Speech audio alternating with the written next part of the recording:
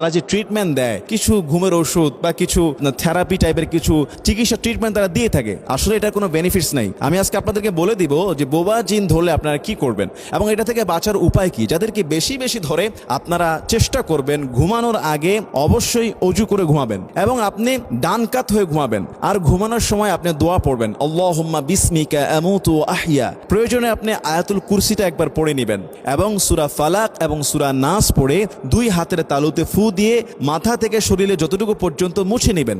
যাদেরকে এই বোবা জিন বা যে কোনো রকমের দুষ্ট জিন আসর করে থাকে, আপনারা যখন ওয়াশরুমে যাবেন, টয়লেটে যাওয়ার আগে অবশ্যই দোয়া পড়ে ঢুকবেন, আল্লাহুম্মা ইন্নী আউযু বিকা মিনাল খুবুসি ওয়াল খাবাইস। হে আল্লাহ, আমি আপনার কাছে খবিস জিন, নারী এবং পুরুষ থেকে আশ্রয় চাই। কেননা জিনেরা নোংরা জায়গায় বসবাস করে থাকে। যারা খবিস জিন আছে, অনেক জিন আছে, তারা বাথরুমের মধ্যে, টয়লেটের মধ্যে বসবাস করে থাকে, সেখানে তাদের অবস্থান হয়ে থাকতে পারে। এজন্য ইসলাম